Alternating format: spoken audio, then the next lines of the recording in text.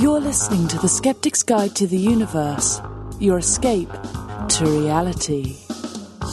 Hello and welcome to The Skeptics Guide to the Universe. Today is Monday, December 15th, 2025, and this is your host, Stephen Novella. Joining me this week are Bob Novella. Hey, everybody. Kara Santamaria. Howdy. And Evan Bernstein. Good evening, folks. Jay is sick this week. He thinks he has the flu. Could just be a bad cold. But his daughter was sick.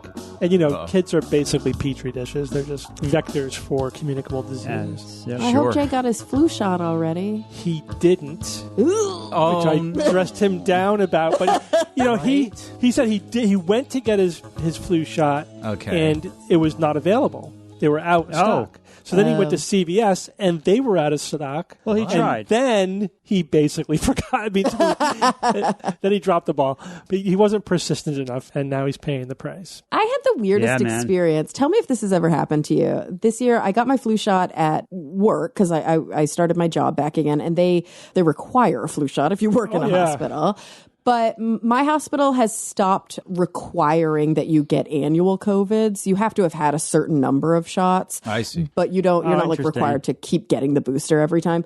But I wanted to get the booster. And so I went to CVS like that same day and I got my COVID booster. And I had them do it in the same arm because, I don't want two sore shoulders. Well. And my arm lumped up in a way it had never done it before. Oh, they gave you steroids. I was like, what happened? And I don't know. I remember her getting confused at CVS. She was like, and I was like, do you want me to take the Band-Aid off? And she was like, yeah, it's right where I need to give you the shot. So I took the Band-Aid off from the old shot and I'm like, did she stick it in the same hole?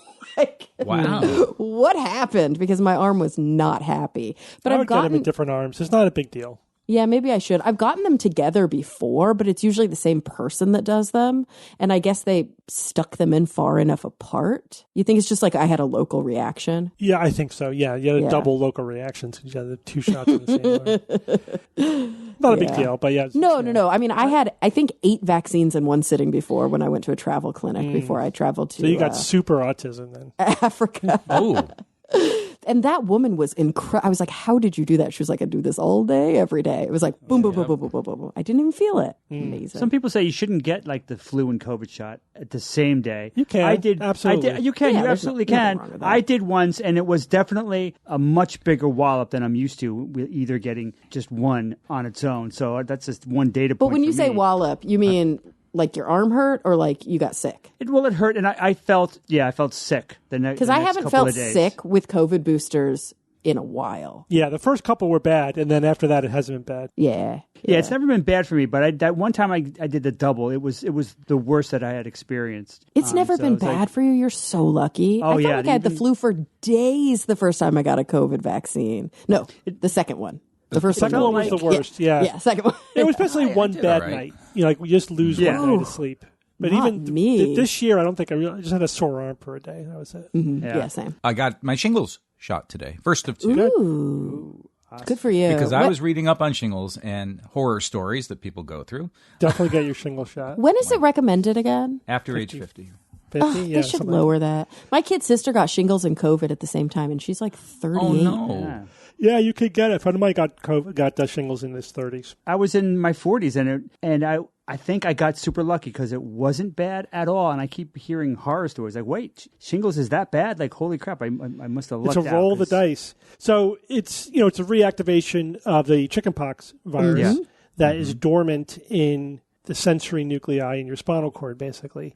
And then if it reactivates, it goes out to the skin and back to the spinal cord, right? So you get the rash, the vesicles, but then also it could cause the nerves to be painful. Mm-hmm. And the worst is when you get post-herpetic neuralgia. So it's not just the pain of the rash and of the acute flare. You can have years of burning pain in the distribution of where you had the shingles. Mm-hmm. And that's the roll of the dice, right? That's what you don't want to get, but that could be terrible. And that it's treatable. I've treated many patients with it, but it's not fun. I had patients who got shingles in the middle of their cancer treatment, And these were patients with severe disease and intense chemotherapy and radiation. And they were like, the shingles is by far the worst part of what I'm dealing with right now. Oh, boy. Oh, my God. Yeah, this is That's what so scared weird. me and saying, I've put it off too long. I've just got to get this done. Yeah. No, your risk of getting shingles is greater if you are in any way under stress. Yeah. Getting chemo is huge risk of doing that. So you can get it when you're not under stress, but just your risk of getting it goes up. For me, I remember, the only thing I really remember is this weird tickle itch in my back. Like, whoa, what's that? I never felt that before. Yeah. But it was not bad at all. It was just weird. Like, that's you just got lucky. I feel like at this point they should just let us all get the vaccine, because anybody my age, kids start getting vaccinated against chickenpox. I never had a vaccination for chickenpox. No, none of us did. I contracted I had it chickenpox. I had it in 1981. Yeah. That was when I was 11 years old. Right, but you guys are older than me. I'm saying younger people than me, not that much younger, all got the chickenpox vaccine. So 1970s. Well, that's when it was developed. 1995 is when it was approved in the United States. Okay. Whoa, So kids, people who were kids in 95 or later, they're all vaccinated already. So I feel like I'm kind of in that last lost generation, and I'm only 42. Just let me get the shingles vaccine now. Just let anybody who is not talk to your doctor. vaccinated. Yep. Yeah. I just don't know if it, I'll probably have to pay for it out of pocket. Damn you, managed care. Right? How bad could that be, though? Yeah. It's just weird. Like, it's the same thing with we've talked about this before, but when Gardasil first came on the scene, people in my generation just kept getting skipped over because it wasn't approved for us right away. It was only approved for younger adults. And then they would like extend the coverage to be older and older and older. And finally, we were in the cohort. We were able to get it and it be paid for. But it was so silly that a lot of people just got skipped when the vaccine came out. You can still get it, though, everyone. I think up to age 45. Yeah. So there are reasons not to get the vaccine early, Kara. One of the reasons is that they don't know how long it lasts, and so you want it to last when you're vulnerable, when you're older. So just get it again. If you get it when you're younger, when the risk of shingles is much lower, it's kind of a waste. It's not really a waste, though, if you can just revaccinate however, like tetanus, right? You just get it again every 10 years. And they say the side effects are stronger the younger you are.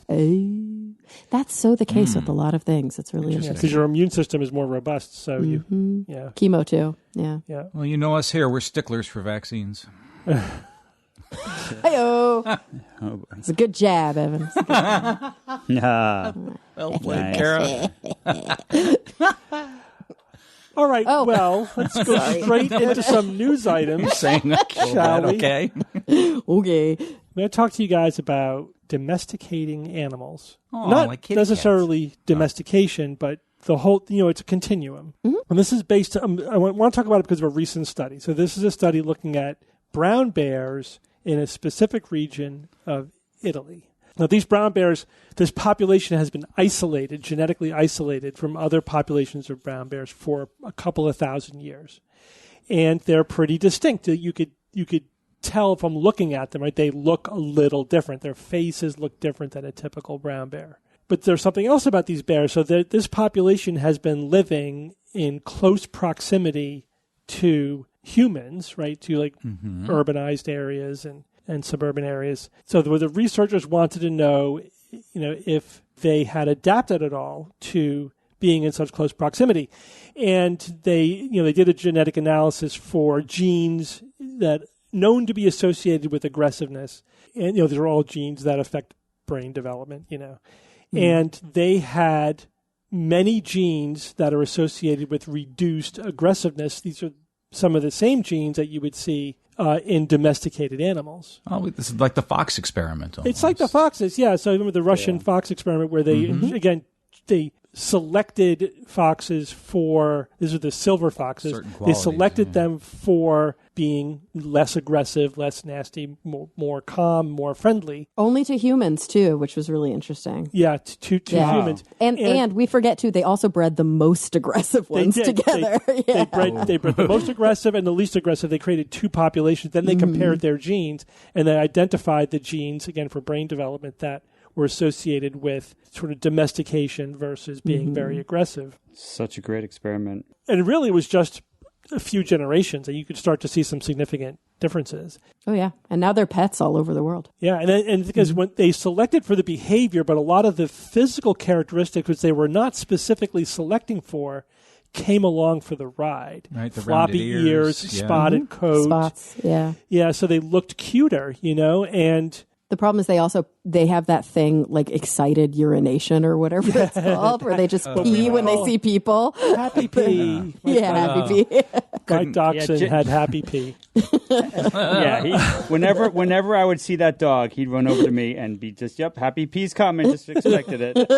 He just loved me too much. Not too much. I miss Murray. So he was an adorable dog. All right, so it's interesting to think about, though. There's lots of instances where just because the human population is so big and we've taken over so much of the earth, that animals are basically forced to adapt to living side by side with humans. Mm. And one of the ways that they adapt is to become less aggressive. So, and we've seen that historically, obviously, probably most famously with wolves evolving into dogs. Most of that domestication, experts now believe, was probably self-domestication by the wolves. Like, it wasn't due to human selective pressures. We weren't breeding them. They were self-selecting. There was a selective pressure there to become more docile, and that was primarily the availability of food at the edges of human civilization, habitation. And so less aggressive also means less high-strung and a little bit more willing to get closer to people. And so that would provide a huge calorie source that gave a selective advantage. And so the wolves that were better able to be around people, were able to get more access to food. But it also meant that they were less dependent on hunting. And so over time, the selective pressures for being mean and muscular and aggressive reduced, and the selective pressures for being cute and cuddly and friendly increased. And that's how you get a Chihuahua. It was working both ways. Oh, my God. Yeah.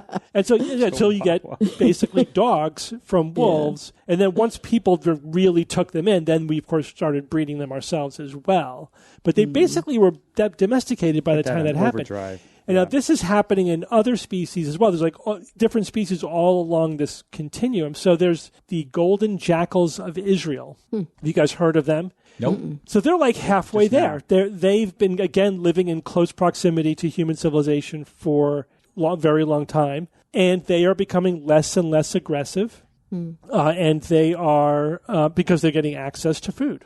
Even if people aren't directly feeding them, they're finding food. But there's another layer to this as well, and that is humans do provide a selective pressure. Even if they're not breeding them, we kill aggressive animals, right? Of course we do. So if you're a wolf or a jackal or a bear or whatever, and you're very aggressive and mean, we might just kill you.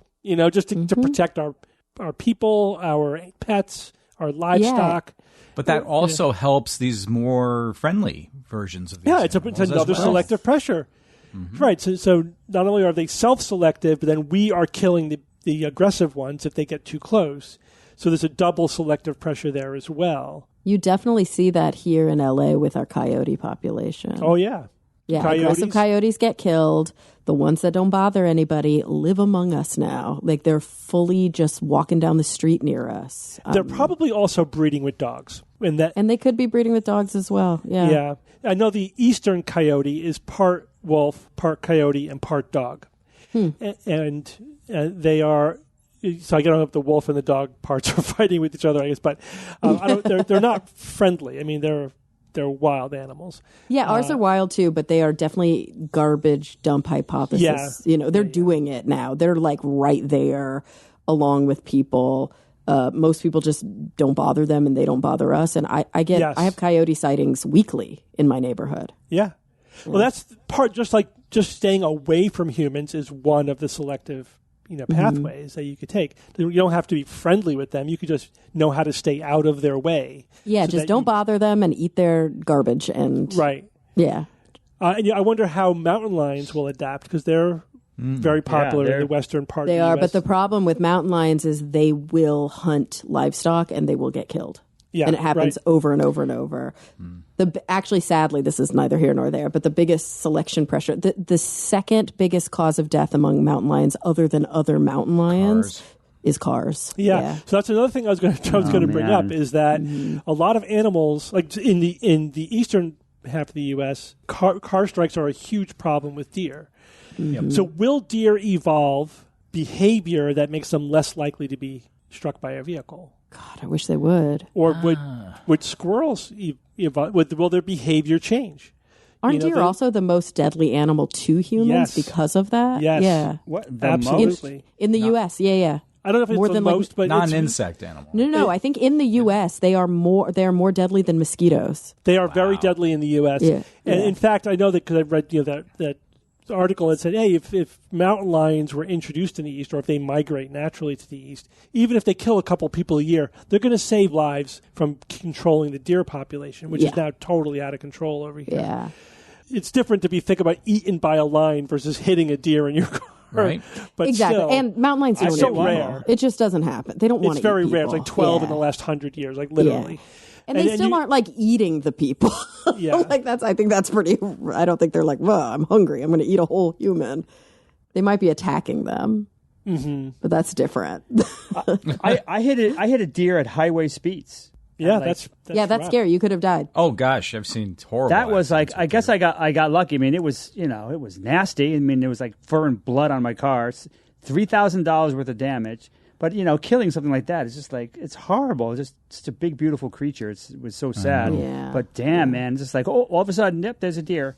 And that's happened to me on back roads like 3 other times. Like there's no braking or, I mean, you should be looking out in certain areas, but all of a sudden, yep, there's a deer right in front of my car. I have no time to react. Well, you'll It's see like, the it's signs like here, the horrible. road signs, the warning signs, deer crossing.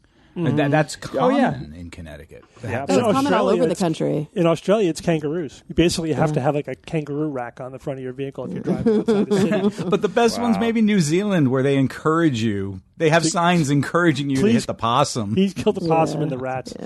Yeah. Right. If you see them, strike them. That is that blew my mind. That was like, wow. Well, they're Didn't expect to invasive see and that. they're I get killing it. out the I just didn't local expect to see wildlife. road signs encouraging you to drive your car into them. Hey, man, all hands on deck there, okay? That's right. I almost hit a deer Population once, is low. but it was close. But the buck stopped here. Oh, just waiting for that. That wasn't I looked it up. worth It's 150 to 440 deaths a year. And that's actually makes it the deadliest animal in the U.S., but like tens of thousands of injuries. Yeah, lots of injuries. Lots of vehicle damage as well. You could total your car easily. Oh, absolutely. easy. Yeah, you've seen it. So the other thing is that humans have to adapt to animals as well, but our adaptation is more cultural than evolutionary, right? We just basically have to learn the rules. Remember that time I had a bear in my backyard, and I called the animal control people, and they were basically like, "Stay out of his way. This is what you should do." Yeah, just bad luck for you, pal. So you're in his territory, so you have to stay out of his way.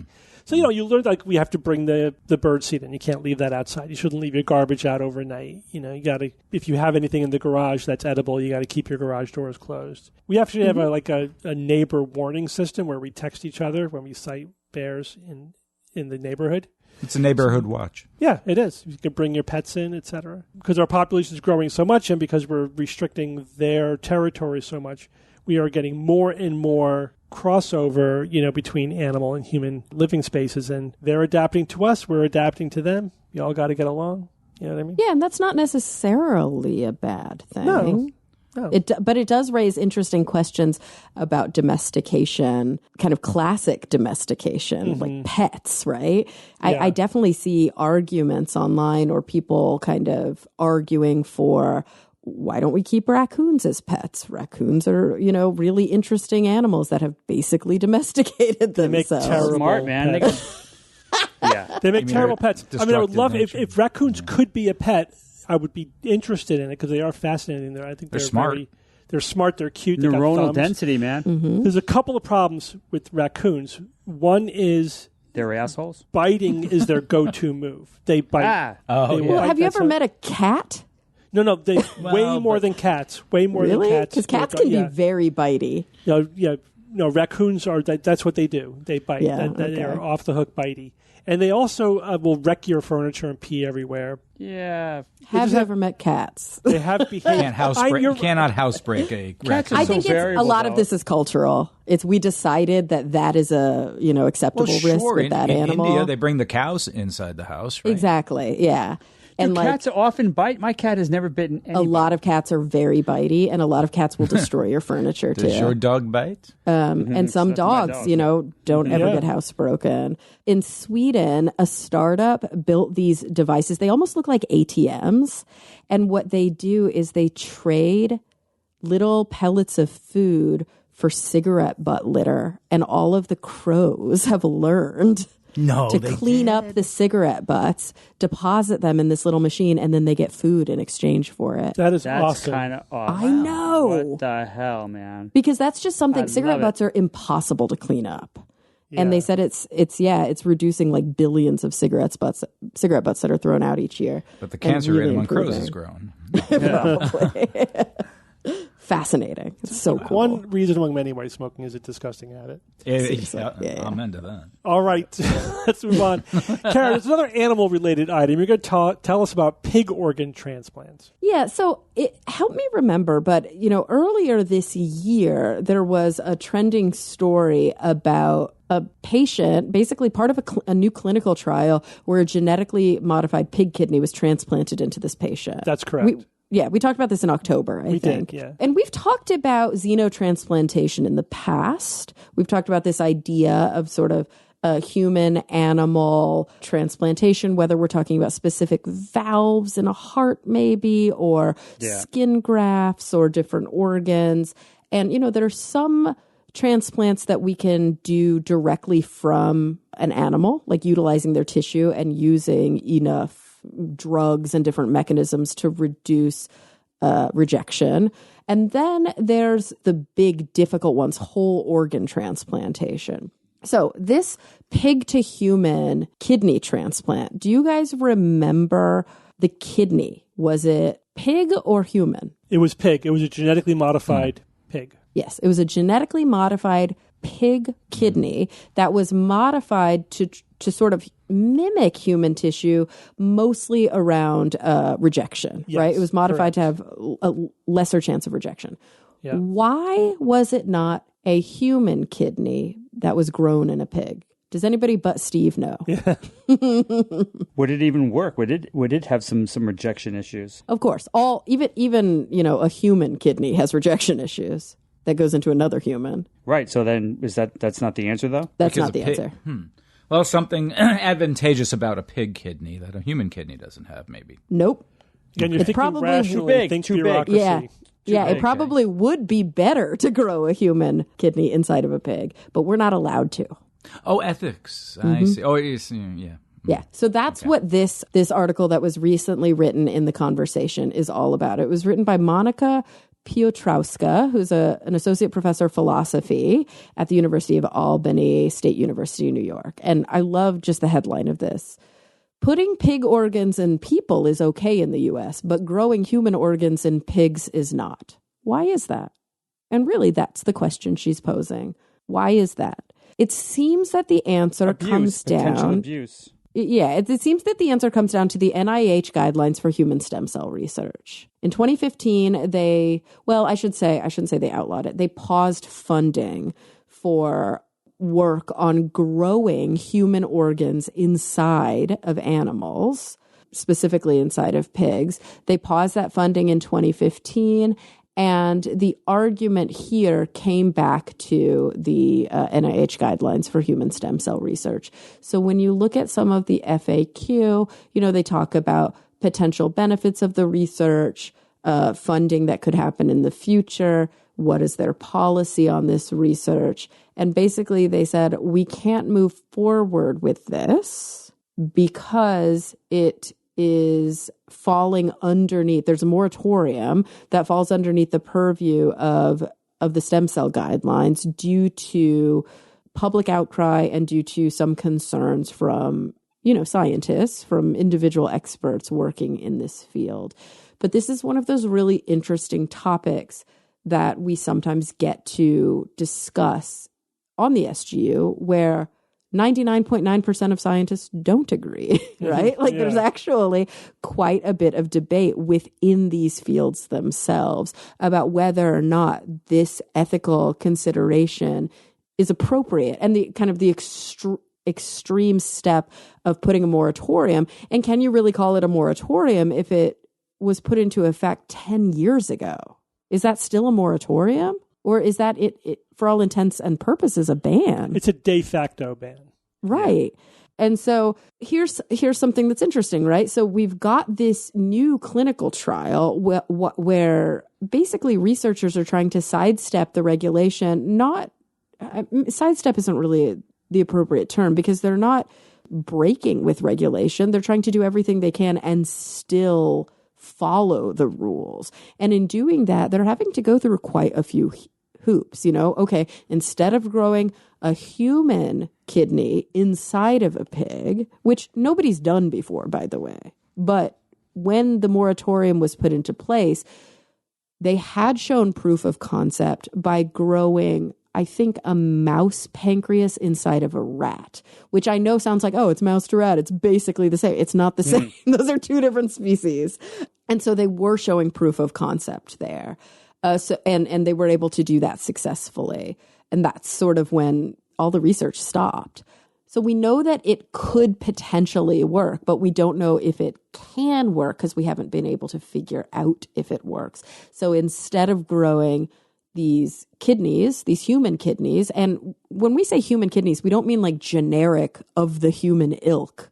We mean kidneys grown from the genetic information of the actual recipient. That's the goal here. From human cells. From human cells, but not just human cells, the recipient's cells. The individual. The individual. The idea here would be that they would be a match to not just their blood type, but all of the different factors that they're coding for that would promote, or I should say, decrease the chance of rejection because the recipient would recognize this cell or this organ as its own. That's the hope. What they're having to do right now is they're having to use different genetic modification techniques to sort of trick the recipient's immune system into thinking that the organ is not a threat, into thinking that the organ is human, or maybe even into thinking that the organ is the recipient's. And it kind of works. And that's what we talked about a few months ago when we described this. If you guys remember, ultimately, these recipients are having to have these organs removed. There was one example, 271 days was the length of time that the New Hampshire man who was on the transplant list was able to keep the pig kidney. I shouldn't say was able to survive with it because he didn't die. He just had it removed and then went back into dialysis. And then that was after, an Alabama woman's pig kidney lasted 130 days. And we've had some other examples in the past. But we have to remember that the transplant list is long and it's growing. Mm-hmm. There are over 100,000 people on the transplant list in the U.S., and most of those are for kidney transplants, actually. You would think it's mostly, heart, but it's not. It's still mostly kidney transplant that's needed. Oh, interesting. I didn't know that. I know, right? Because heart is by far the most difficult, and you can't donate a heart, obviously. And the rules are much, much stricter. But yeah, most people who need an organ need a kidney. And there just aren't enough. There aren't enough donors. And so we are, or should say were, on track. I'm not saying it was there yet, and I'm not saying it was perfect, but on track to be able to, and you can read some really, fascinating articles from 5, 10, 15 years ago about growing human organs in animal hosts, and specifically pig is usually the one that's used. But where are the ethical concerns? Like, I do think it's important to highlight both sides of this debate. What do you think that the largest ethical concerns are? Why would people not be okay with growing a human kidney inside of a pig? So what are they inserting? They're not inserting stem cells. I mean, right? They are. It's just that they are so it's the general stem cell argument. human stem cells into animal embryos. But even beyond the general kind of like the fear, just the fear of chimeras. That's a pretty So what do you fear think with some people? What's the main fear of chimeras? That chimeras are going to vote Democratic. I mean, no. Well, but it's funny you say that. I mean, that's actually obviously really funny. But it's that the pig would be more human, right? And how human is too human, God. And that is right. Right? Are and we that's, making a new human type of species here? Are we playing God? That kind of like the NIH literally used this quote. They were concerned of possible, quote, alterations of the animal's cognitive state. Yeah, which is ridiculous. They were concerned that putting human stem cells that, will ultimately code for a human kidney into an embryonic pig could somehow those cells could migrate to neural tissue. Wait, was that the real fear, or was it the fear that this is the slippery slope and this is the first step that will lead to like neural transplants? Or is it a panel of doctors and things, and they have to placate a couple of them who are fringe on the panel by saying something like this? What's the ultimate reason? I don't know if anybody really knows. And Bob, I think that's an interesting question. We can only go off of what's published, and what they published is a warning of possible alterations of the animal's cognitive state. Now, you do see animal rights activist groups or animal advocacy organizations arguing against sentience or awareness or, whatever kind of terminology they want to use. Not sentience, sapience, sorry. Animals are already sentient. They can feel pain and pleasure, but arguing against a fear of sapience. And you're right. I think a distinction needs to be made between a slippery slope of what happens if we try or we get to a point where we have the technology and the know-how to insert human stem cells into a pig's brain, for example, intentionally to try and grow a human-like brain in a pig. That's very different than a concern that a few cells might migrate into the brain of a pig when the intention, with a lot of Safeguards, yes, is to prevent that from happening. And I think also it shows just like a general lack of understanding of how this kind of scientific research happens. You don't just throw some cells in an animal and see what sticks.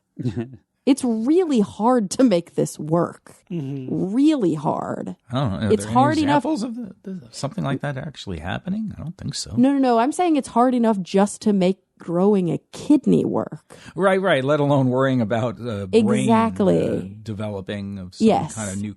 As some sort of random oopsies. And, this bioethicist or philosopher, I should say, who obviously specializes in bioethics, their argument in their article about the flawed logic of the ban, as they call it, is that in practice, they're saying it's not about the concept of self-consciousness at all. It's about species membership and sort of human exceptionalism. They're saying that if, and this is a direct quote, if certain cognitive capacities such as self-consciousness conferred higher moral status, then it follows that regulators would be equally concerned about inserting dolphin or primate cells into pigs as they are about inserting human cells, but they are not. They are not equally concerned about that. It's specific to humans. This idea of human to non-human chimeras. We're responsible for it all, I suppose, whereas the dolphin's not. True. And I think that is an important argument.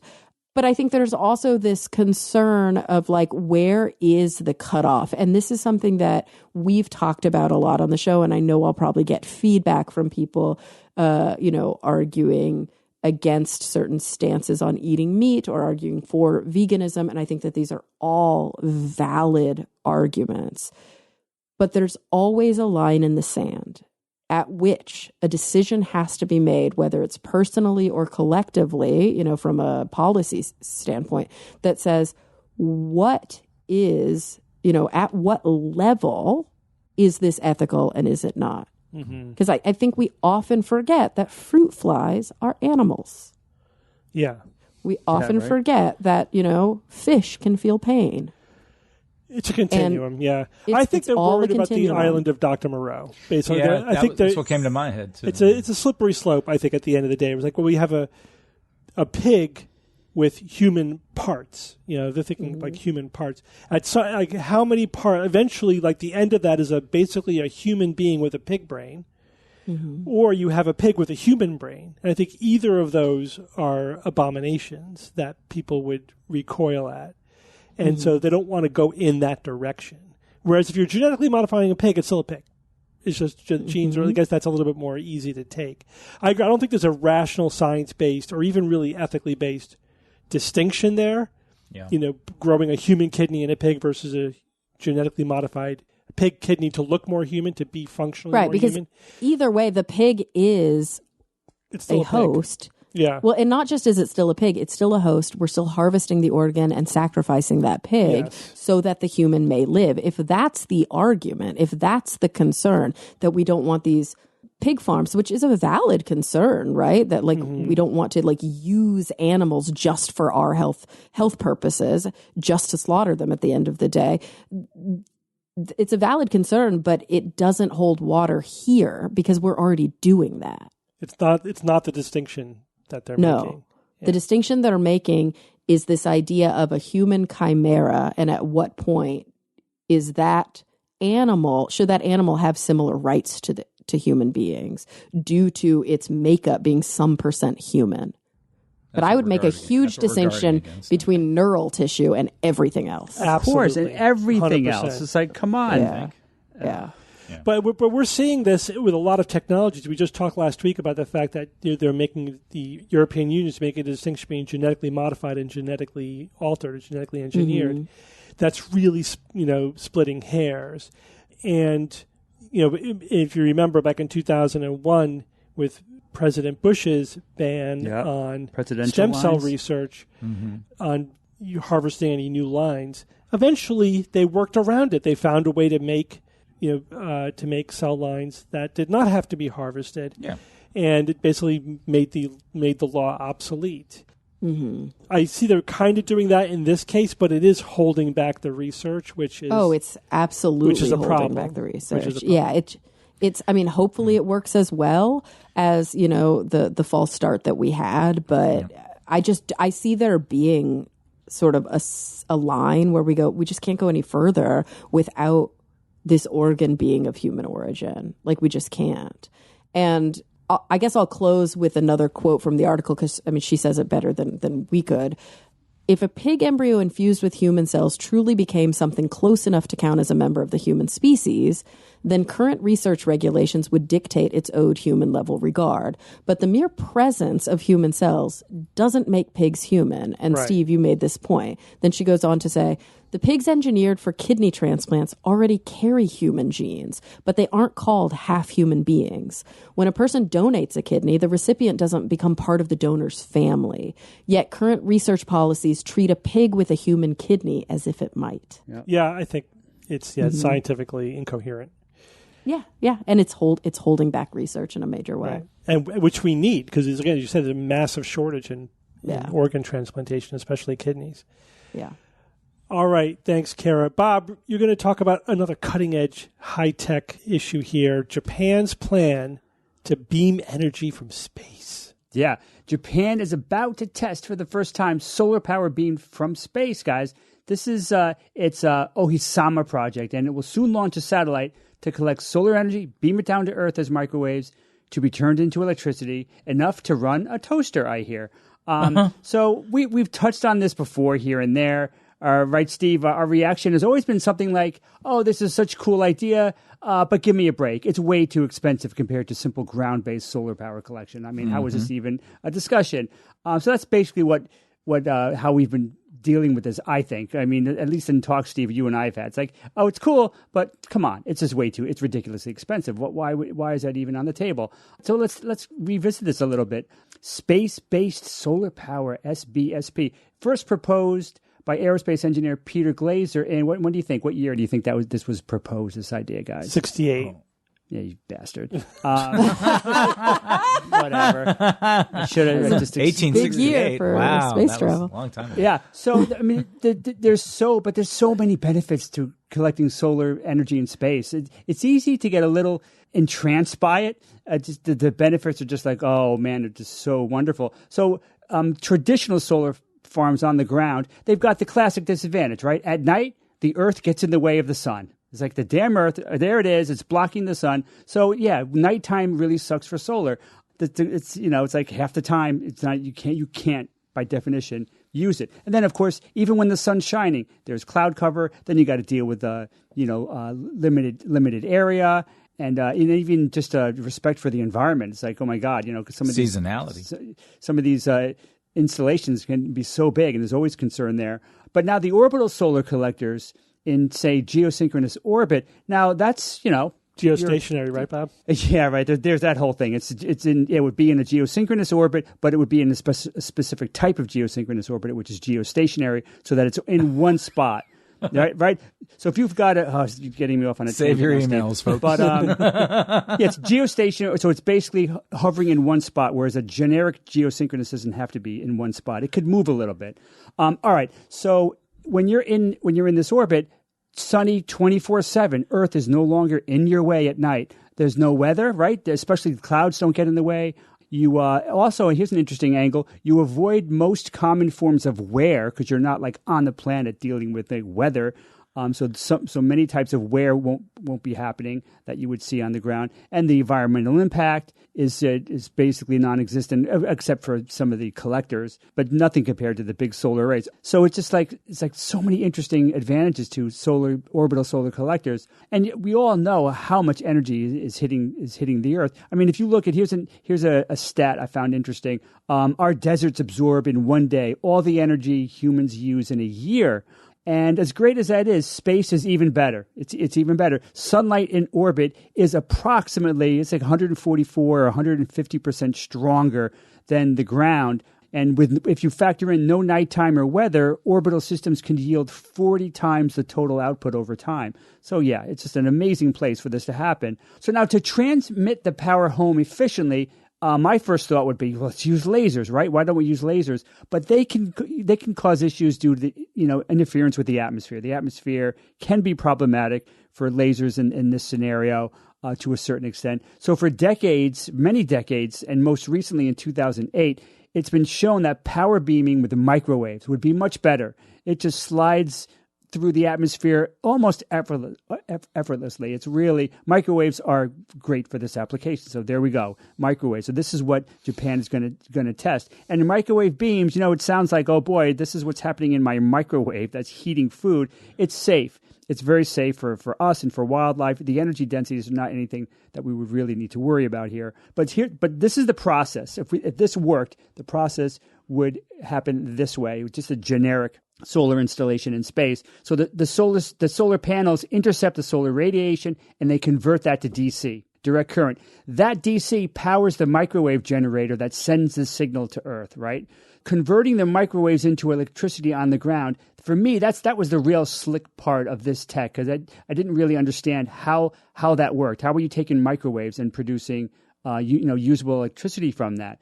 So to deal with this, they have special antennas. These are called rectifying antennas or rectennas. Have you guys heard about rectennas or rectifying circuits? Yeah, they're fascinating. I didn't really have a full grasp of how they actually did their work. So it's basically two devices in one, this rectenna, hence the portmanteau, right? Rectifying antenna, rectifying circuit and antenna, rectenna. So the antenna part of this device is just a regular antenna, but it's designed to harvest microwaves instead of, say, remember, Steve, our old school TV signals, which were our radio waves on the roof of our house.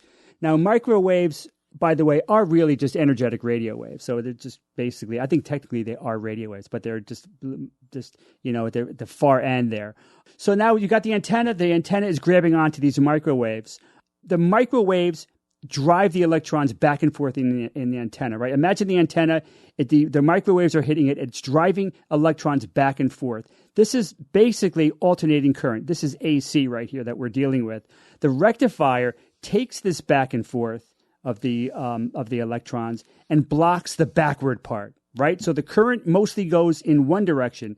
Instead of both directions, it's just going in this one direction. And then you're basically done. The only thing that you need to do additionally here is that a filter will take that kind of bumpy direct current and make it into a smooth direct current that we normally use in our everyday lives. So that's what's happening. This rectifier takes some of that back and forth of the electrons and makes the current go in one direction. And that's what it's doing to turn microwaves into direct current. But Ohi's Samoth project is going to launch a 400-pound washing machine-sized satellite into low Earth orbit, about 400 kilometers above Earth. It's a 2 square meter solar panel. That's going to collect the solar power, and it's going to beam it down in the microwaves to an array, a 13 antenna ground array. That array, that's the plan. And the test is designed to validate two things. They want to make sure that the accuracy of the microwave to ground targeting is spot on, and that the efficiency of the wireless energy reception on Earth is also good. If it's not efficient and not accurate, this is not going to work. I think this is going to work for them. I think when they finally get this up here, probably, I would guess, they keep saying the end of 2025, and we're getting damn close to that. I assume it's going to be the first quarter of 2026 that they're going to launch this and they'll do a test. I think this will work fine. This very narrow, specific test, mainly because this isn't the hard part. Scaling this up cheaply, that's the hard part. It's the steps that come after this that really get kind of rough. And it boils down to what? What does it boil down to? Is this worth the extra expense of launching this entire system into space, right? Why would Japan even consider this? And it's kind of obvious if you think about Japan. Japan imports something like, I've heard numbers from 90 to 97% of their energy. Any country should consider that untenable long term. Like, this is ridiculous. I mean, we can't be. How do we survive long term if we're importing almost all of our energy like that? So they're looking at this hard, and they've been working on this specific technology for decades. This has been a priority for them. Well, look more at Japan. A ground-based solar array that's very limited in Japan. There's limited space, right, in Japan. The terrain is difficult. There's a lot of people in a tiny area. So ground-based solar arrays are not going to really do that much. Let's see, nuclear energy. That's a tough sell, right? Fukushima. I mean, I think that's something that they're trying not to focus on too much. I just think the gut reaction to people over there, it's just like obviously pretty tainted. Geothermal isn't much of an option in Japan. There is some geothermal activity there, but either they can't use it where it is, or it's being used for like hot baths and stuff, and they don't want to start a huge construction thing there where tourists go and whatever. Offshore wind farms, I think that's pretty viable. They've got a lot of coastline. But I think that this is going to need to be kind of a scenario where they do different things, including a wind farm, and maybe some space-based solar. I don't know, but let's see how much more expensive this could be. So I found a NASA study that's only a couple years old, so it's pretty new. They looked at two designs. Each design would add 2 gigawatts to the grid. So that's pretty intense right there. Japan is only imagining a 1 gigawatt solar array up in space. NASA was thinking about 2 gigawatts, and what would this cost? They calculated the cost of electricity comes to about 61 cents USD, 61 cents per kilowatt hour for one design, and their other design was $1.59 per kilowatt hour. And Steve, what do you know? The latest ground solar is like 4 cents per kilowatt hour, something like that. So so clearly this is going to be more expensive. Duh, that's kind of obvious. But Bob, because I was looking at that too, I was very interested with the relative cost. That NASA study, which I also came upon, is at the very high end of estimates. I've read other estimates that put it as low as like 10 to 20 billion for a 1 gigawatt system, where NASA is like 250 billion for the 2 gigawatt system. So NASA's estimates is 10 times more than some other estimates. There are even super optimistic estimates that put it at $1 to $2 billion. I think that's pie in the sky. But if they could get the cost down to 10 billion for a 1 gigawatt system, that's in the cost range for a nuclear reactor. That's now as expensive as nuclear. And that is totally doable. A best case scenario is interesting. I mean, they did conclude that space-based solar power would cost either 12 to 31 times higher for one design, or 32 to 80 times as much as the other. So I didn't really focus on the dollars here. I focused on how much more expensive would it be because of the launch. And of course, it's mostly launch costs. Remember, we're talking thousands of launches, right? To get this into space, thousands of launches they're predicting. So NASA says 70 to 80% of the life cycle cost is just launching. But then if you keep reading, it says that best case scenario, if there's multiple major improvements made, like say that the launch is even cheaper, it's more efficient and this and that. So if you have multiple stacking major improvements, they say the cost could drop dramatically, even down to, get this, single-digit cents per kilowatt hour. So that would mean instead of four pennies per kilowatt hour now on the ground, they're saying space-based could eventually be something like 9 cents per kilowatt hour. That would be like, oh my God, that'd be a no-brainer. Who knows? There's so many complex variables interplaying here. Who knows what it's going to be? So what's the takeaway? I'm not sure. Generally, I think the takeaway is this. It's too expensive now, but it will get better, and perhaps it could get way better, potentially. I don't know, but I think if we just wait, it's going to get better. We just wait a little while, it's going to get better. I'm not sure, when we might see a gigawatt class instrument deployed, very complex instrument deployed into space. I don't know, if we're going to see that.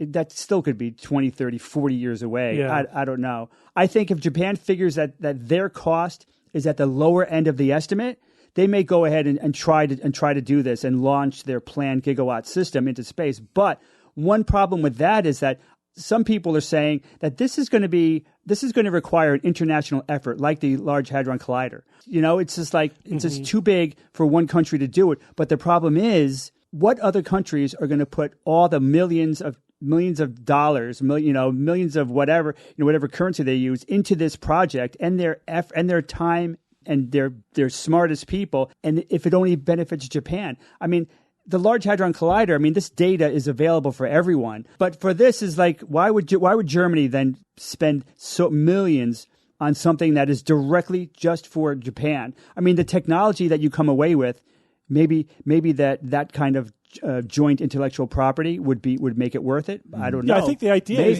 that the advances reduce the cost. Yeah. Until it gets down into the range where it's viable for the EU or for the United States, for other countries to do this. So what's interesting, though, you always have to think about how expensive something is. That depends on the country, right? It depends on the use case. Japan is kind of unique in that they're landlocked. They have a severe land restriction, So this only needs to come down to the relative cost of nuclear. It doesn't need to come down to the cost of ground-based solar, because they don't have the land for ground-based solar. So it's not really an option for them. They are absolutely a special case, and I think we'll see it with them before any other country, essentially. Right. They are more motivated than they could be the early adopter. Should be. They could push this forward, but they could be, if that R&D brings it down. Because there's other things you didn't talk about that really could affect the price. Yeah. It's so complicated. Like one aspect, what else? How are they going to be constructed in space? Right? Are you going to send up individual units that are built on Earth and then unfold in orbit, or are you going to have robots assembling a massive multi-kilometer array in orbit? We don't have the technology to do that right now. So a lot depends on how we develop that technology, and if we can get that so that's reliable and it's cheap, then it changes the equation further. Yeah, NASA's study went through a lot of the different types of technologies, that the ways and different methods and ideas. Just that super high level. What are they going to construct up there, like you mentioned? So maybe we'll put the link to that PDF on the site. I wish I had time to read every word of it. It was kind of big. Yeah. But a lot to digest there. But interesting topic. I think we'll probably be talking about this again, maybe once it launches. But we'll see how it goes. I think it's going to go. It's going to go well. It's what happens afterwards that really matters. So we'll see. Now, old Musk would have just invested $100 billion in this and made it happen and made it be cool. Right. Tesla space or whatever. You know what I mean? Yep. Brute force. Oof. All right. Thanks, Bob. Well, everyone, we're going to take a quick break from our show to talk about our sponsor this week, Auraframes. Auraframes. It really is. I mean, it's not a cliche. The gift that keeps on giving. It's really shocking. We gave it to our mom, a few years ago, and it was just so ridiculously easy. And it is the only gift that I can think of over the past decades where every day you notice it and you comment on it. Look at that picture. I forgot about that picture. It's always right there. It's a wonderful, wonderful gift. I really can't recommend this enough. Oh, I love that. Yeah, I think it is the gift for anyone in your life that deserves something extra special. And the reason it's so special is because it's so personalized. You can add a message before it arrives. You can preload it with photos before it ever ships. And of course, you can share photos and videos straight from your phone year after year. That's why it's the gift that keeps on giving. And now for a limited time, save on the perfect gift by visiting auraframes.com to get $35 off Aura's best-selling Carver mat frames, named #1 by Wirecutter, by using promo code Skeptics at checkout. That's AURA frames.com, promo code Skeptics. This deal is exclusive to listeners and frames sell out fast, so order yours now to get it in time for the holidays. Support the show by mentioning us at checkout. Terms and conditions apply. All right, guys, let's get back to the show. All right, Evan, tell us about this ant yogurt. Sounds yummy. Yeah, it does sound yummy. Maybe. I had an ant yogurt. She was wonderful. And I have a question. All right. Wait, Bob, I know you have expressed your concern about aging, but I think we all have, maybe to some degree, right? Sure. We slow down, we lose our vitality, so forth. Would you consider sucking on a straw that had ants crawled all over it to get benefits of helping with that aging issue? Would you do that? Depends on the extent of help. I suppose it would. This is an actual folk practice that existed in parts of Europe as something I had never heard about before. Are any of you familiar with this, or have you heard this in any machination? Ants, straws, sucking on straws. Nothing like that, man. Ants used to be. I don't understand what you're saying. Is it a straw full of ants? It's a straw that ants were at. It's a little unclear, but that ants had crawled onto. Okay. Oh, well, that wouldn't bother me. It sounds like it wouldn't do anything either, but it wouldn't bother me. But how it's described is that if you then, drink something through it, you'll get this taste, this almost like a little bitter, maybe sour taste, and that it relates to some kind of health benefit. Right? Sounds kind of crazy, but a lot of these stories from antiquity are, we've heard crazier stories than that. And this turns out to be an actual practice that existed in parts of Europe. Joe Schwarz, over at the McGill Office for Science and Society, wrote an article about this recently. But according to the story, children would place a straw into an anthill, wait for the ants to climb up it, and then they would suck on the straw to get that sour taste, supposedly absorbing the ants' vitality and improving their own health. Mm-hmm. And someone wrote to Joe talking about this and claimed that it may have contributed to someone in their family living to the age of 93. Right. Mm-hmm. Okay, so first of all, that's wrong. One thing has nothing to do with the other. So that the fact that somebody lived to age 93 and sucked on a straw that an ant once crawled on, that's not anything, right? So we already know that part. But underneath that folklore, there appears to be maybe something real, which is cool stuff when it comes to science. So it's when you talk about these things generally, the category that anthropologists the term they use is sympathetic magic. So the idea that you can absorb the qualities of something by contact or consumption. Ants are energetic, resilient. So if you ingest something associated with ants, maybe you get some of those benefits as well, right? Eating animal organs for strength, wearing animal skins for power, bloodletting, the humors. So many different things in our history have pointed in that direction, and they're all wrong, of course. But now that we know that, but this was a time before really science and medicine came together. So wait, why would the straw taste sour in the first place? That's a good question. There is a scientific explanation for that. Pheromones? Ants produce formic acid, which is responsible for the sharp, acidic sensation, like when you're bitten or stung. So that sour taste that children would have is real. It's a real phenomenon. But there's no evidence that ingesting those tiny amounts of formic acid would do anything beneficial for your health. So, strike one there. But in some regions of Eastern Europe and the Balkans, people didn't just suck on the ant straws. What they did is they would add ants to warm milk, allow it to ferment, and that produced a yogurt-like food. So it's a form of fermentation. The ants carried lactic acid bacteria on their bodies. Those bacteria can lower the pH of the milk, cause it to curdle, producing something, yogurt or yogurt-like. And so the ants become the delivery system for this particular bacteria. And there could be some narrow but some health benefits that could be derived from a product like that. If you isolated that bacteria and cultured it directly, you would really get the same results, and you wouldn't even need the ants at that point. So does that mean we should all go out and start sticking ants into our foods and, getting those benefits? No, it's not that at all. But you can kind of get the sense of where this came from, the ancient folklore behind it, and how it sort of translated through time up to the point where we now are able to sort of isolate it and figure out, okay, this is really what they were talking about in a real scientific sense. Fermented foods, including yogurt, can have modest health benefits, can we say? Maybe certain strains of bacteria might help with lactose digestion, help prevent antibiotic-associated diarrhea. This is according to the American Gastroenterological Association, the AGA, and the World Gastroenterology Organization, the WGO. It's all pretty thin. So there's a number of articles on science-based medicine about it.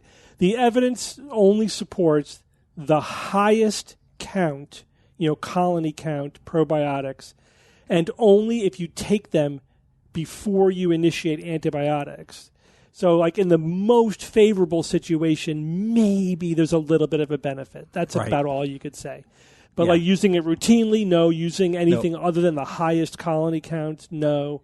For any other conditions or general gut health, no.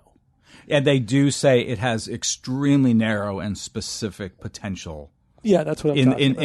In those particular cases, Steve. That's right. They are not saying this is a general practice for overall health. Very, very, and it's strain specific, condition specific, with small effects. So yes, there's something there. But it's kind of interesting how we look into these stories. And frankly, this is one I had never heard of before. Maybe our listeners in Europe are a little more familiar with it, something their grandparents or great-grandparents handed down to them. It's in their culture. It's in their history. Yeah. And but this was something, we've come across so many things over our 20, 30 years of being exposed to this, and I had never heard of this before. So anytime I find something new like this, I become really interested in how it went from its origins to where we are today, understanding it. I mean, I'd do it to grow an exoskeleton. That'd be cool. Well, yeah, if it would do something like that. Vladimir Putin is said to bathe in reindeer blood, reindeer antler blood. We've talked about that on the show before. Yeah. Same idea. Pretty much the exact same idea. That's Siberian culture. With roots in their folklore essentially, but no basis whatsoever. There's no evidence that it does anything. Yet there he is. There's one of the most infamous people right now on the planet who's doing it, and who knows who else is doing it on TikTok. Let's say. God. And Evan, in this case, think of the poor ants. They didn't ask to be sucked on. That's true. That is absolutely true. We don't think of them. Not nearly enough. All right, guys. Well, I want to finish up with just a quick news item here. How far back in time do you think evidence for fire use by hominids goes? Oh, I don't know, 400,000 years? 250,000 would have been my guess. So you're incorrect, Bob. Goes back about 1.5 million years. Oh, see, I'm way long. Yeah, I'm way. Oh, yeah, that's what I meant to say. The 400,000 that you're citing, I know you were trying to do to me what I did to you, but you I did, and I failed. So you have to make a distinction between evidence for fire use, which is what I said, versus evidence for fire making, which is meaning what starting, like starting your own actually fire. Starting your own fire. So and there's that was evidence 400,000. So the evidence for fire use goes back to probably Homo erectus, and essentially there you could see evidence of fire pits with animals that they were eating, like the bones were charred, right? So Look at the bones. They cooked the food that they were eating multiple times at that site. So that's clear evidence of fire use. But that doesn't mean they made the fire. Do you guys remember the movie Quest for Fire? I do. Lightning, baby. 1981. Yeah, so that movie wasn't really accurate. I'm not citing this for anything. No, it wasn't. But Steve, I remember we were in Italy in saw it in Italy. 80 what? 2 81 or 3? We're in Italy, and I see the sign, and I had read about it, and I'm like, wait, I know there's no language in this movie, and we're in Italy, we could still watch it because it's not going to be. That's right. There was no language, just grunts. Right? That was awesome. So they were two basically different humanoid species there, and one had fire but didn't make it. They had to protect the fire, right? The keeper of the fire, and the other more advanced species could make fire. And so that's the distinction we're talking about here. Of course, because we don't have evidence that Homo erectus or early Homo neanderthalensis or whatever, that they could make fire, that doesn't mean they couldn't, right? It just means we haven't been able to prove that they could. We knew they were using it, but it could have been opportunistic, like lightning strikes, etc. And maybe they were able to keep the flame going for a while. But the earliest evidence for making fires goes back about 50,000 years to humans until, of course, this new study, which was just published. It comes from a site in eastern England, and this is a site that was occupied by Neanderthals and is 400,000 years old. That There's has the number. Yes, that's where you got the number. Pretty convincing evidence of fire making, not just fire use. What do you think that might be? What would be the evidence that they were making fire, not just using fire? They were scraping the rocks together. Or something. What rocks? Flint, right? Flint, yeah, exactly. A lot of flint, baby. So Flint and what else? Flint and charcoal. Nope. And lasers. No, quartz. No. Pyrite. Iron pyrite. So flint and pyrite will spark together. And what are pirates doing here now? Oh, wait, sorry, I misheard. So they found both pyrite and flint.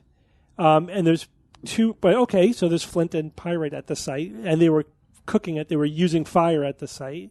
Again, burned bones. The clay was subjected to high temperatures over a long period of time. Well, is it a little circumstantial at this point? What was pretty the coup de grace? solid. You tell me. So what are the other options? Yeah. So one is there were flints there that were heat shattered, right? So there was flint, which is used to make fire, and it was in the fire, right? So that is circumstantial, but that's pretty good. Is that a technique to make it a better tool? No, it just means they were using it, and some of it ended up in a fire at some point. They were doing it for decades, true. Hundreds of years maybe. But the pyrite, here's the thing: the pyrite is not local. The most local source of pyrite was 40 miles away. So they brought the pyrite to their campsite. Oh, how did they know? How did they know? Because they learned from somebody else. Oh, how did they figure it out? Yeah, that was 40 miles away. And if you have a rock making culture, figuring out that these two particular rocks spark is probably not that unusual. But to the point where they traveled with the pyrite 40 miles. In other words, why weren't they building fires at the pyrite site? Or were because this was a watering hole where they were hunting game. So we also don't have every site fossilized. No, I get that. We don't know. Undiscovered sites, of course. Exactly. Yeah. Yes. Yeah. So this site was good for them to camp at. They needed pyrite. It was 40 miles away, so they brought it from there. So clearly it was important to them. It's probably not a coincidence they had both flint and pyrite where they were using fire, and it was definitely exposed to the fire. So it's not direct evidence, but that's pretty darn good. I think that's That's the simplest explanation for all those pieces of information. I think they make a very strong case that those Neanderthals 400,000 years ago were making fire. And again, it may go back long before then. It's just things are always older than our earliest evidence for them, right? Because chances are pretty low that we found the very first fire use starter, you know what I mean, ever in the history of the world, that we have caught it in the act. So we're always only going to see evidence later than when it really started. So does that also push anything else on the timeline into a different, era? I mean, 50,000 compared to 400,000 is a long time. Like other tool making and things. Like, do they have to move anything else as a result of discovering this? No. Okay. We knew that fire use goes back 1.5 million years or so, or 2 million years, something like that. And so it's not a stretch. And we also suspected this was going to be the case. The only trick was, how do we prove it, right? How do we find evidence for fire starting? Extensive fire use does imply that at some point in time they figured out how to make fire, although not necessarily, because they could have just been very good at finding it when it occurred naturally. Holding on to it. But also you could estimate how common it was by how easy it is to find, right? So, but unfortunately now we have an N of 1, right? One instance of, over a long period of time, but one location where there's evidence of fire use 400,000 years ago. But still, that it was pretty hard to put these pieces together. It doesn't mean that it wasn't common. It could have been common knowledge among human ancestors at that time. It's amazing just to think that something that people were doing hundreds of thousands or over 1 million years ago is discernible now. So I mean, talk about a cold case. I mean, it's ridiculous that this stuff would be something that we could figure out kind of these details. It just blows my mind sometimes. Wonderful. It's like, you imagine, in 1 million years, there's not going to be a trace of us at all. There will be. Sure, there will be. There will be. The robots. No, I mean, something like Mount Rushmore, us. They say, will last a very long time. You can't say a trace. There'll be, people with fillings in their teeth and stuff like that. There'll be some technical signatures. There'll be the plastic layer in the surface to be discovered. But nothing we do is going to be there around. Well, I think Mount Rushmore. They say was going to be one of the last things. Well, by we, I mean many hundreds of thousands of years. By me, I'm talking about us four. Oh, the four of us. Oh, yeah. Well, okay, we'll work on that, Bob. Let's put a time capsule of something together. We have to record all of our podcasts in the most endurable medium possible, and then we have to put it someplace where it's going to be preserved. Well, I read a news item that engraved information onto these glass discs for billions of years. So that's what I'm working on. That's what we need to do. By billions of years, that's good. Yeah, billions. Right. Work on that, Bob. All right, so it supposedly exists. No, who's that noisy this week? Because Jay is. Well, who's the winner though? He'll get us updated next week, which will be the year in review show. But he'll do the who's that noisy review. Either that or we'll reveal for the first show in January. But we are going to do a couple of quick emails. The first one is, I sent this article a couple months back as a suggestion for a segment. I am resending it because of the science or fiction last week. It is about mercury in lakes in Minnesota. They are bioengineering fish to get rid of it. So mercury in fish is a problem. That's one of the avenues that mercury, especially the methyl mercury that's very, very toxic, gets to people, right, is through fish. That's because the bacteria alter the mercury into the methyl mercury toxic form, and then it bioaccumulates up the chain, up the food chain, right? Mm-hmm. And so then when you have the fish that eat the fish that eat the fish that eat the whatever, that eat the plankton and eat the bacteria. And then we eat it. Then they have bioaccumulated a lot of this mercury. So this is a problem in many of the lakes. Like, it's pretty rampant in the lakes of Minnesota. They have to, have an alert as to warn people don't eat fish from these lakes. It's basically most of them. Isn't it a problem in the ocean too? Yeah. Oh yeah. Absolutely. Yeah. But it happens to be an area of high concentration. You know where most of the mercury in civilized areas comes from? And it's naturally occurring in the soil. There's going to be a certain amount of it, but vaccines? No. Coal-fired plants, right? Any fossil fuel, but especially coal, and especially certain types of coal, is very waste dirty. product. Coal has a lot of mercury in it as well. It's radioactivity and other stuff. So that mercury from coal gets into the ecosystem, gets into the water. The bacteria convert it. Then it concentrates up the food chain. Then you have fish that are kind of at the top of the food chain, ones that are popular to fish and to eat, and they can have mercury levels that are higher than the cutoffs of recommended cutoffs, sometimes 10 to 15 times as much as the upper limit of what is considered generally safe. So they're obviously interested in ways of reducing the amount of mercury that makes its way into the food chain in these lakes. And so one would obviously be releasing less mercury into the air. And you could do that by burning less coal, but also by having better standards of capturing, the pollution at the coal power factories, power plants. But there's another way, and that they're investigating. And remember, we talked about this was a science fiction about some plants and plankton have a pathway that allows them to convert the methyl mercury to the non-toxic form and then into the gaseous mercury and release it back into the atmosphere. Well, they're taking those same genes and they're putting them in the fish, into some specific fish, to see if that can reduce the burden of mercury in the fish in the lakes. So they're targeting minnows. Minnows. Good job. Oh. Yeah. The SS Minnow? SS Minnow, yep. So what they want to do is make genetically modified minnows, which are small fish that the game fish eat, right? Wait, are there any human components in that No, scenario? no human components, just plant genes that will allow them to get rid of their mercury so it's not bioaccumulating. And then their hope is that would reduce the mercury burden all the way up the food chain, because now the fish that eat them will be also getting less mercury, because they're the ones, that's where they get their mercury from, right? Right. So we'll see how it all works out, but they're doing that. And hopefully that will work. Basically cut off the chain of accumulation of mercury in the system. Genetic engineering has tremendous potential, putting a plant gene into a fish. This would be a transgene, right? Ethical considerations? Not in my opinion. Yeah, right.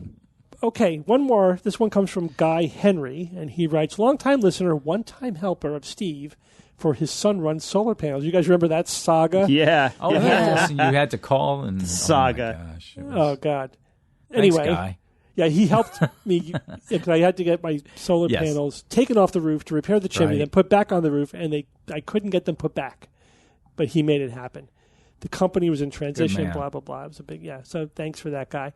So he writes, a strip mall right near my house has a quote-unquote compounding pharmacy. I've never heard of such a thing and haven't heard it mentioned on the show. I knew it had to be BS, and apparently it's an alternative medicine that is not regulated. I'm wondering if you've talked about this on the show, and if not, it might be worth a segment.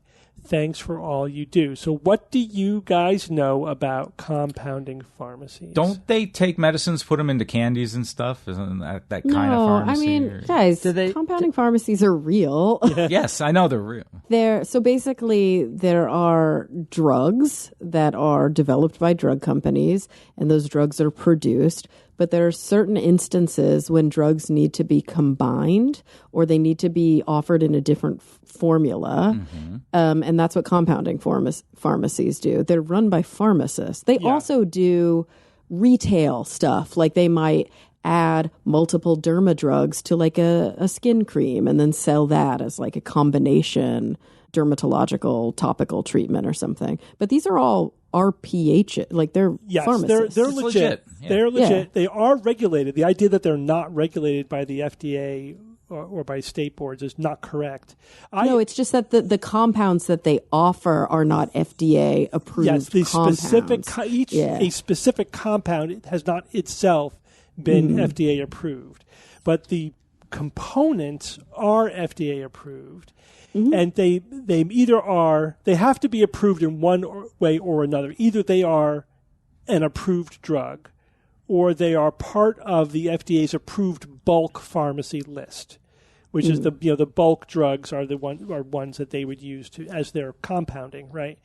And they are also regulated by the state boards of pharmacy, which oversee their daily operations and force guidelines, of purity and cleanliness and all that kind of stuff. They can't just put whatever they want in there, right? The ingredients all have to be approved on some level, right? Yeah. They have to have proper labeling, et cetera, et cetera. They're accredited. So they're legitimate. They are regulated. They're just differently regulated than just like a specific drug. That's like you have one drug at so many milligrams. I would order them all the time. And most of the time I would order them, it was for the creams, as you say, Kara. Like I want a cream there's a lot of derma uses. With 1% this, 2% that, blah, blah, blah. I would use it for patients who have like post-herpetic neuralgia, ironically, which came up previously. Mm-hmm. Where it's a topical treatment for neuropathic pain thing, is one use that I would frequently order it for.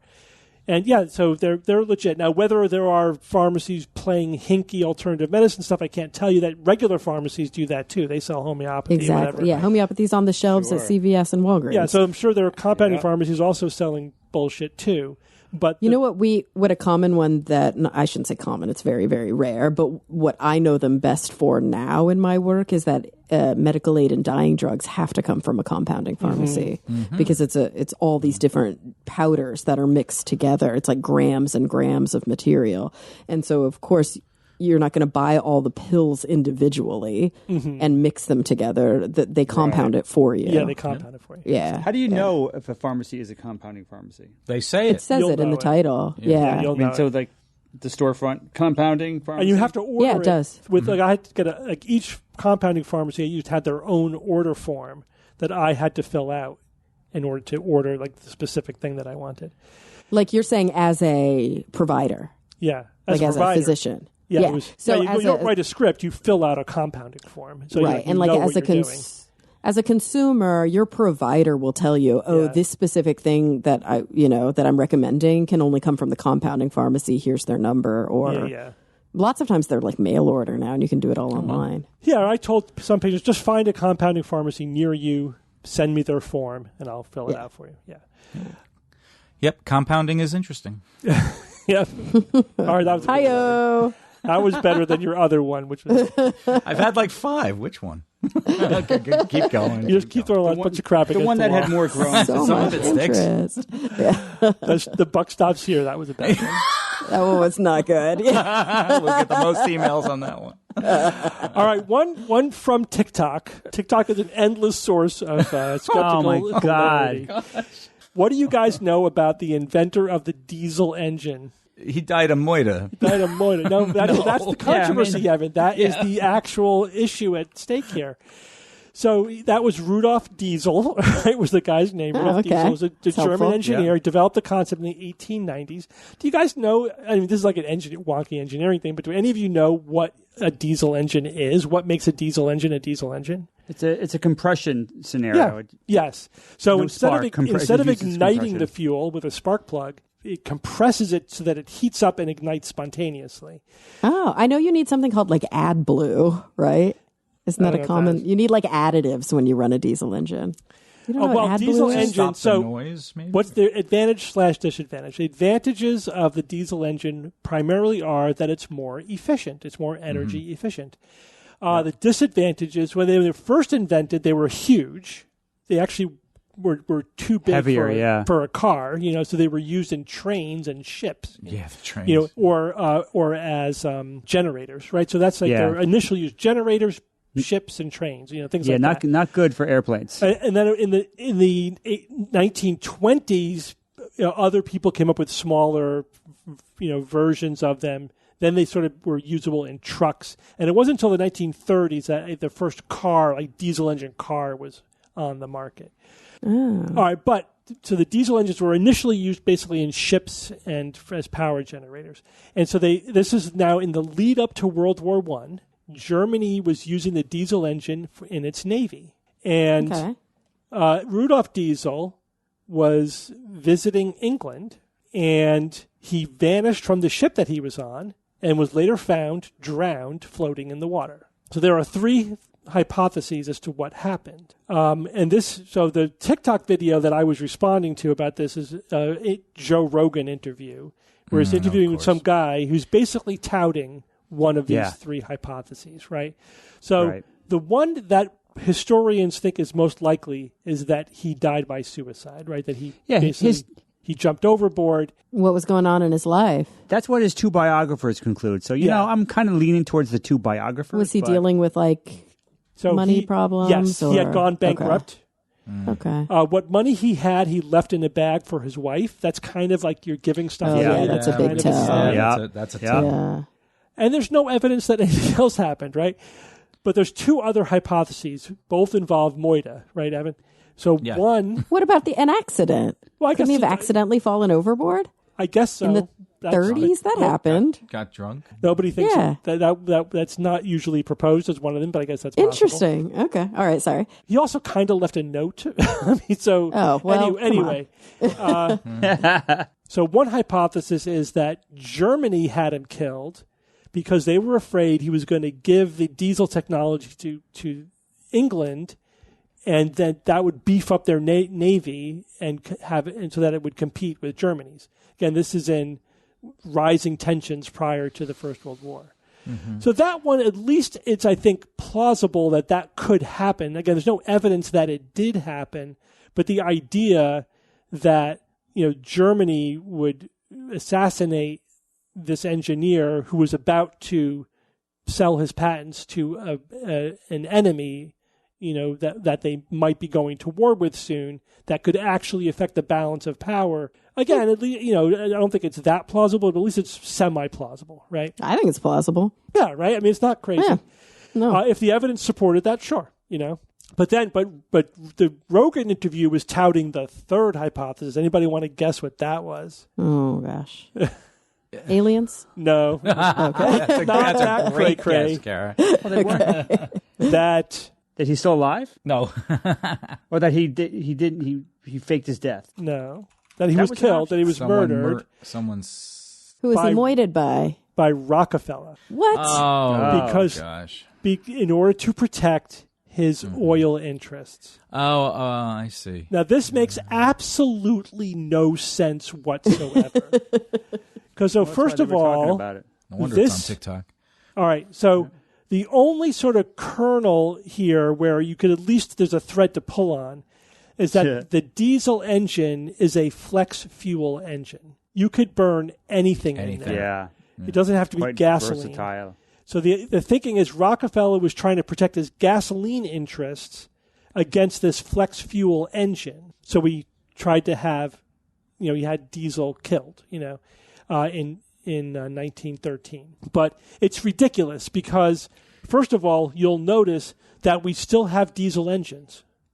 Yeah. Right? I mean, killing the inventor of an invention that's already out there doesn't do anything. Rockefeller was not a dumb guy. He probably would not have, I want to kill the diesel engine by killing Rudolph Diesel. That'll do it. If he did, obviously it completely failed. But it's dumb. That's not how you silence an invention. First of all, you can't. The idea of we're going to use compression to whatever. Somebody was going to come up with that at some point. He was just the first guy to come up with it. It's not like you can kill an idea. You know what I mean? Yeah. So it's just stupid, that whole idea that, these brilliant inventors get killed by people trying to suppress their inventions. It's dumb. It's not how it works, right? It's not how technology works or how advancement works. You can't just kill one guy and then you think forever we're going to silence this idea. And again, if anything, the diesel is a counterexample because the diesel engine is still around today 100 years later. Also, as I said, there was no diesel car engine at the time. It was still 20 years away, which means they didn't have any idea if it would ever be developed. So it wasn't competing with car engines. And it may never have. And the third may never have. And the third thing is there was no infrastructure of any alternative oil that could compete with gasoline. It's not like there was a peanut oil magnate out there who was going to take over, the oil industry by running diesel engines on peanut oil. There was nothing like that. Rockefeller had nothing to worry about in terms of, and of course he didn't, right? Because the diesel engine had its niche in technology. It didn't do anything to decrease the fossil fuels, and diesel engines run on fossil fuel. You know what I mean? It's not like we're running them on peanut oil. We had electric engines that were in practice prior to oil being used, prior to gasoline. So it's not like they're... Yeah. No, way prior. Gasoline came after the electric car. Yeah. Gasoline, like, you're right, not oil, but like refined oil, like gasoline as we know it came after steam and electric were like well on the scene. Yeah. And so they had incentive to use these fossil fuels because they had alternative options available and people were choosing to use gasoline powered cars. Yeah, it was two things that really, this is a separate conversation, but very quickly, we wrote about this in our book. I've done extensive research on this very question. And no one knows for sure, but the two primary facts that come up. One is infrastructure. It was just, the infrastructure, this is something that Rockefeller did, right? Just had plenty of mechanisms to massively refine gasoline and distribute it everywhere, right? We were about 20 years behind the time on electrification. If we were 20 years ahead of where we were, the electric car might have won out or at least succeeded side by side with gasoline. Can you imagine? The steam engine, it was water. Like you had to replace the water frequently, and there wasn't an infrastructure for refilling your tank with water to get from one city to the next. So it was mainly an infrastructure thing. But the other one is just quirky history. Ford planned on making a gasoline car and an electric car, and he just chose to do the gasoline one first. He was fully coin flip. So it was mass produced earlier. Yeah. So, but he had designs for a mass produced electric car, and Edison was going to build the batteries for him, and it was going to be a nickel metal battery, nickel ion battery. Was the issue there? And density? Energy density? But his R&D was a little behind schedule, so he sent Ford some lead acid batteries. Ford got pissed and canceled the whole project. That was it. Wow. That was it. It was a quirky thing that did not have to go down that way. It did not. We could have had electric cars. Thing is, the range was always going to be an issue, but it could have existed side by side for intra-city driving or small commutes or whatever. Yeah, because that's how most people drove. Yeah, it's how exactly. It's still how most people drive. Roads. These were horse trails and stuff that people were driving on. They didn't want to go drive 40 miles. It was a bumpy as hell ride. Exactly. Their electric car looked exactly like a horse carriage. Yes. It just had a wheel instead of like reins. Yeah, right. Right. It was a horseless carriage. Yeah. Right. Yeah. Fascinating. All right. Let's go on with science or fiction. It's time for science or fiction.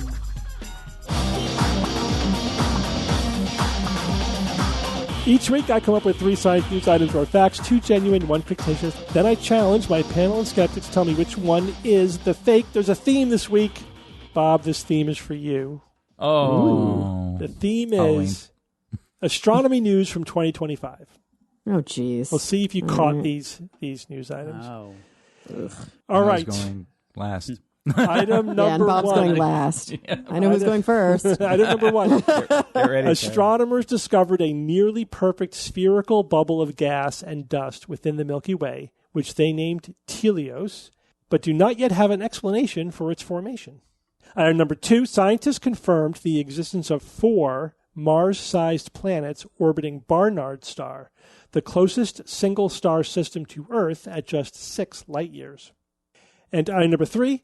NASA's Curiosity rover discovered evidence of complex organic chemistry on Mars, including 12 carbon atoms and simple nucleic acids.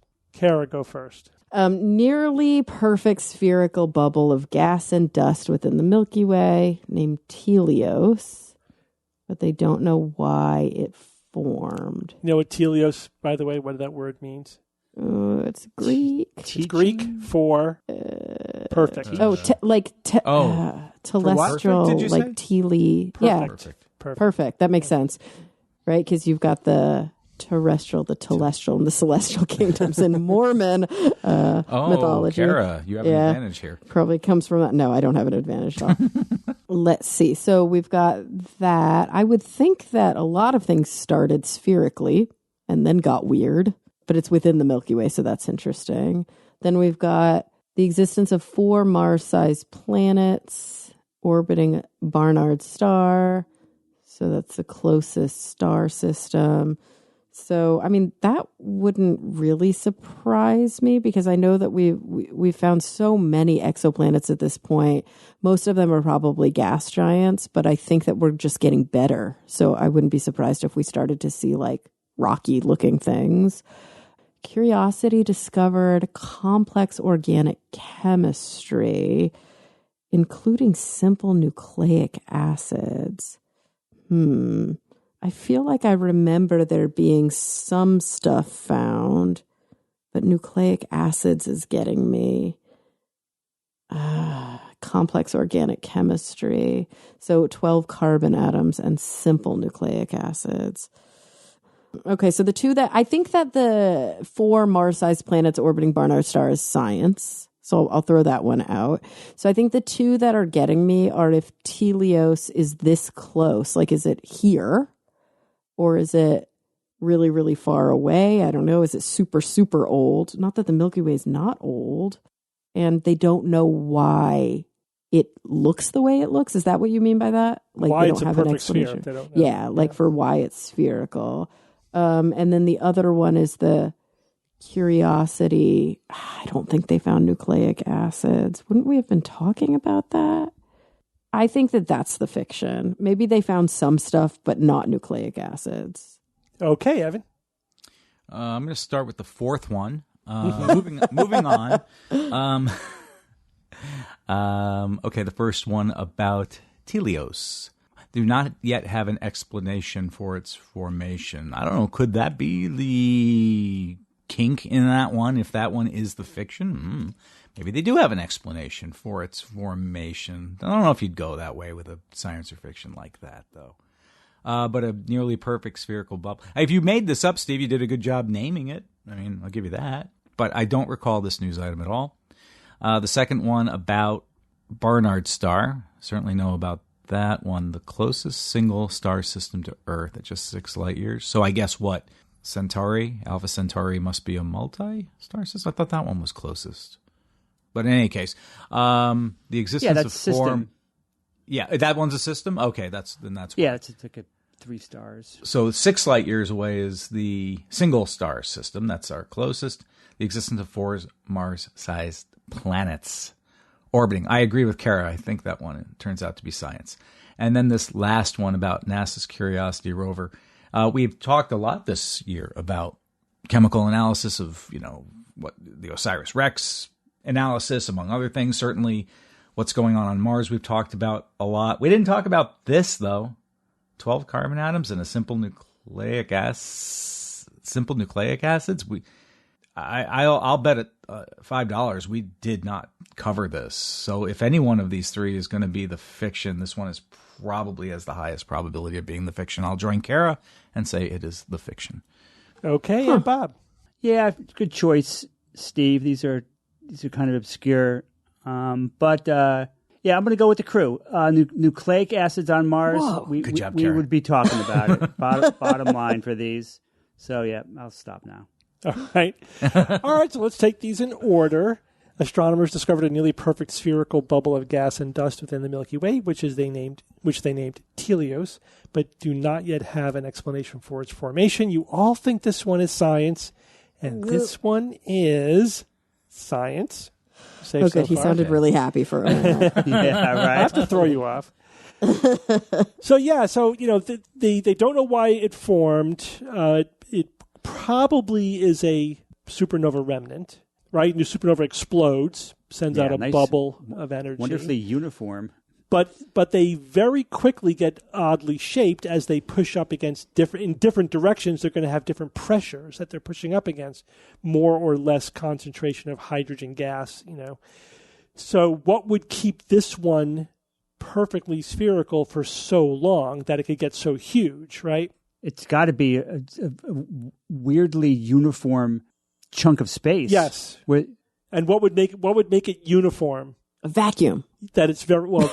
That it's relatively empty. Super low density. Super low density. It must be just happening in a relatively empty part of the galaxy, so that there's nothing disrupting the perfect sphere of the other supernovas in the past could have cleared it out. Yeah. Oh yeah, I was like, why would something be empty? Okay. Well, remember the galaxy does have arms, and in between the arms, it's relatively empty, right? The galaxy is not a uniform. We don't live in a globular cluster galaxy like that's. Yeah. That's spiral. Yeah, we lived in a spiral galaxy where there are arms, and then between the arms. But I don't know if that's where it is either. So they're still trying to sort out exactly why, but that's the current theory. All right, let's go on. Number 2, scientists confirmed the existence of 4 Mars-sized planets orbiting Barnard's star, the closest single star system to Earth, at just 6 light years. You guys also all think this one is science. And this one is science. Good job, guys. No way. Yeah, man. I got to read more about this one. This is cool. This did feel the most like science. I know they it's exoplanets, photographed. But Barnard Star, man. Barnard Star, 6 light years away. Where they have the image of it, like one of our telescopes captured an image of it. I thought that was I thought that was AI. This is the wobble method. This is all wobble method. But the thing is, I feel like if we're going to detect something small, it's going to be to the closest star. Right. Yes. Right. It's the second closest system. Like the Alpha Centauri system is 4 light years away, but that's a multi-star system. This is a single star system. Yeah. I mean, this is like in your back pocket, not even in your backyard. Yeah. 6 light years away is nothing. So, this was, the wobble method is that you could see the wobble in the orbit, the movement of the star, because it's being tugged a little bit by the planets orbiting it. And that works best for systems where we're looking at them face on, not edge on. Face on, right. More face on than edge on. And also when they're close. So this is, a perfect candidate for that. As opposed to the transit method where you need to be looking at them edge on, but that's only going to be a certain number, percentage of systems. Get a sliver. Mm-hmm. All right, that means that NASA's Curiosity rover discovered evidence of complex organic chemistry on Mars, including 12 carbon atoms and simple nucleic acids, is the fiction. So this is an item that we just missed. I didn't miss it. I read the item at the time, but it just never got... It fell between our weekly cycles, Oh, yeah, that happens sometimes. Yeah, we just never reported on it. What NASA's Curiosity rover found, Bob, do you remember? Well, it was it organic chemistry? It was organic chemistry, right? Just not nucleic Not acids. nucleic acid. So you're right, Karen. Okay. They did find carbon atoms that are 12 carbon atoms big. So that's complex carbon-based chemistry. But they did not find nucleic acids. We've never found nucleic acids on Mars. We recently found nucleic acids on asteroid Bennu. Yeah, right? Yes. So hoping you would get that confused, or at least think, well, we've found nucleic acids out there, so why not Mars? But we just haven't. They may be on Mars. We just haven't discovered them yet. Carbon-based life, baby. It's the way to go. So it's not a proof that there was ever life on Mars. It is the simplest explanation, though. And there's other evidence emerged this year. Yeah, so it's not proof that there was life on Mars, but it is proof that there's ingredients for life on Mars. Yes, and that there was ancient life on Mars is the simplest explanation for the evidence that we have so far. But it's not proof that there was life on Mars. So we haven't discovered life on Mars, but it's looking good that there was ancient life on Mars. Evidence that there was. Yeah, right. that's cool. There could still be extant life on Mars. We haven't ruled that out. Oh, my God, please. But we haven't found evidence. Soil bacteria. Yeah, deep in the soil. Yeah, exactly. Yeah, man. Got to get my hands on that stuff. All right, good job, everyone. No, you do not. Bob, I mean, Does it have human-like DNA? Did we seed it? Did it seed us? Or is it brand new? I'm hoping for brand new. It's an ancient relative of yours, Bob. Be kind to it. Like a triple helix or weird proteins. But yeah, I'm assuming about what you mean. You've got to get your hands on. You mean you want Earth scientists to get there? Oh, good. Yeah, I thought you meant you physically want. I thought that was obvious, but yeah, what I mean. Bob, it was not. No. It's like going into the ball pit in McDonald's kind of thing. Hey, look. All right, Evan, give us a quote. This week's quote is suggested by Brad from Troy, Ohio, who sent this to us not too long ago, said a suggestion for a quote. Hi, Evan. I have a suggestion for a skeptical quote of the week from an unlikely source, the Christian Bible. I've never read it. Specifically, 2 Timothy chapter 4, verses 3-4. I didn't even know there was a 2 Timothy, so that's new. I mean, you have that to alone say, was new to me. reading from 2 Timothy chapter 4, verses 3 I to see. 4. Like they did in Monty Python and the Holy Grail, which is Book of how they say it in church. Please turn to page. Go ahead. Here's the quote. The time is coming when people won't listen to good teaching. Instead, they will look for teachers who will please them by telling them only what they are itching to hear. They will turn from the truth and eagerly listen to senseless stories. Ugh. Yep. And then Brad commented, sometimes they are so close to getting it. Yeah, there are little kernels like that in Scripture, right? Little nuggets that you could pull, but then they fail to, bring it to its correct conclusion. The Christian Bible is based upon Greek Enlightenment. It's not. It was so right. The philosophy of the time. There's no reason. You know what I mean? It wasn't. Yeah. But that does happen all the time. You would expect to see things like this. You guys have all done god-awful movies, right? Yep. You've done it at this point. I feel like whenever I'm on that show, at least once an episode, we're like, man, the point was right there. It just went right past it. You had it in your hand. Yeah. It's like Theodoric of York. Nah. Thank you, Brad. What a great scene. I'm going to watch that. The dork. Steve Martin, baby. Well, thank you guys for joining me for the last regular episode of 2025. Oh, boy. Wow. Next week, we have Steve. the year in review. Hopefully, Jay will be back to fighting trim. He's basically lost his voice. Like, it really wasn't an option today, but hopefully he'll be back by Thursday when we record. Which is 2 days from now. 2 days from now, yeah. I got to double up this week so that we're 2 off. days, we're off for Christmas coming in. He has a program. Wait. He has access to a program that simulated your voice. Couldn't he just simulate his own using that? He could. Type it in, what he's going to say? He could. He was bedridden. He was wiped out. He wasn't doing any work. Feel better, Jay. All right. Well, until next week, this is your Skeptic's Guide to the Universe. Skeptic's Guide to the Universe is produced by SGU Productions, dedicated to promoting science and critical thinking. For more information, visit us at theskepticsguide.org. Send your questions to info@theskepticsguide.org. And if you would like to support the show and all the work that we do, go to patreon.com/skepticsguide and consider becoming a patron and becoming part of the SGU community. Our listeners and supporters are what make SGU possible.